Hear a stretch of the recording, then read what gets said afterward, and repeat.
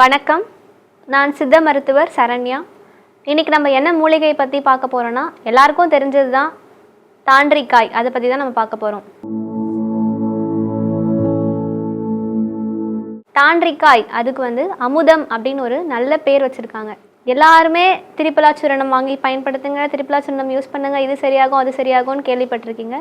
திரிபலாவில் என்ன இருக்குது? கடுக்காய், நெல்லிக்காய், தாண்டிக்காய். அதாவது திரிபலால முக்கியமான ஒரு மூலிகை தான் தாண்டிக்காய். இதை பற்றி தான் நம்ம இன்றைக்கி பார்க்க போகிறோம். இது மர வகுப்பை சார்ந்தது. இதை டெர்மினாலியா பெல்லரிகா அப்படின்னு சொல்கிறாங்க. இந்த தாண்டிக்காய் துவர்ப்பு சுவை மிக்கது. இதுக்கு மலமிளக்கி செய்கை இருக்குது. அதே போல் இது உடல் அழகையும் ஒளியையும் தரக்கூடிய ஒரு மூலிகையாக இருக்குது. இதை எப்படி பயன்படுத்தலாம் அப்படின்றத பற்றி இந்த வீடியோவில் நம்ம பார்ப்போம்.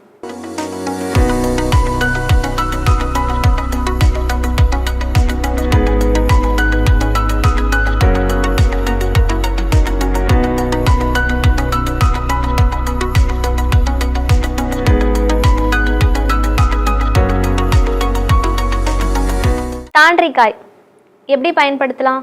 இது பல் கூச்சம், பல்வலி, பல் ஆடுதல், இந்த மாதிரியான குறிகுணங்கள்லாம் இருக்குது. குறிகுணங்கள் அப்படின்னா அறிகுறிகள். இதெல்லாம் இருந்துச்சு அப்படின்னா தாண்டிக்காயை தனியாக வாங்கி நீங்கள் பொடி செஞ்சு பல் பொடியாக பயன்படுத்திக்கலாம்.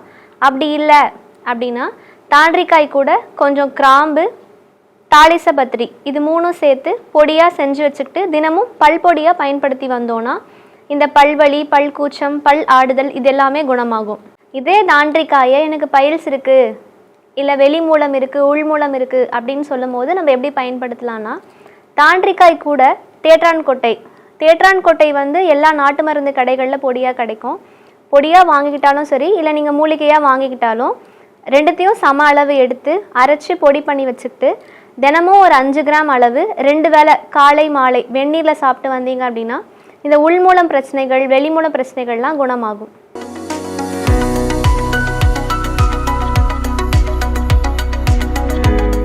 தாண்டிக்காயை உள்மூலத்துக்கும் வெளிமூலத்துக்கும் எப்படி பயன்படுத்தலான்னு சொன்னோம். இப்போது அதை வறட்டிரும்பல் இருக்குது எனக்கு, அப்போ நான் பயன்படுத்தலாமா அப்படின்னு கேட்டால் தாராளமாக பயன்படுத்தலாம். வறட்டிரும்பல் இல்லை ரொம்ப நாளாக உங்களுக்கு நாட்பட்டு இருமல் அந்த மாதிரி இருக்கும்போது நீங்கள் தாண்டிக்காய் கூட கொஞ்சமாக முந்திரி பருப்பு, கொஞ்சமாக திப்பிலி, இது எல்லாமே மூணுமே தாண்டிக்காய், திப்பிலி, முந்திரி பருப்பு மூணுமே சம அளவு எடுத்துகிட்டு பொடி பண்ணி வச்சுக்கிட்டு அந்த பொடியை தேனில் சாப்பிட்டு வந்தீங்கன்னா வறட்டு இருமல், நாட்பட்ட இருமல், இறைப்பு இருமல் இது எல்லாமே சரியாகும்.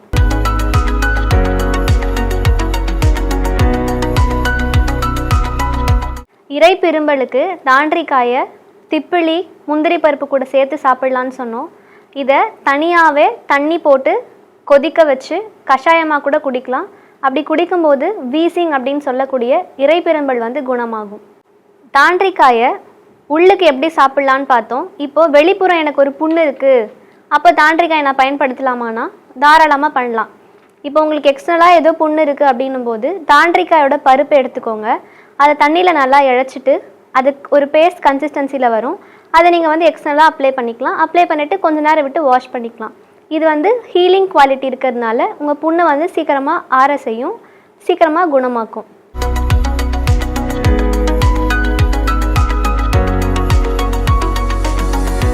தாண்டிக்காய் திரிபலா சூர்ணத்தில் சேருதுன்னு நம்ம சொன்னோம் இல்லையா? இந்த திரிபலா சூர்ணத்தை நம்ம குடிநீராக செஞ்சு புண்களுக்கு கழுவவும் நம்ம பயன்படுத்தலாம்.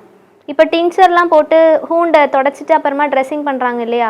அந்த மாதிரி பண்ணுறதுக்கு பதிலாக நம்ம இந்த திரிபலா குடிநீரையும் பயன்படுத்தலாம். அமுதம்னு சொல்லப்படுற தாண்டிக்காயை தகுந்த சித்த மருத்துவர் ஆலோசனையோடு பயன்படுத்தி வந்தீங்கன்னா ரொம்பவே நல்லது. மேலும் இது போன்ற மூலிகை சம்பந்தமான தகவல்களை தெரிந்து கொள்ள தொடர்ந்து எங்கள் சேனலை ஃபாலோ பண்ணுங்கள்.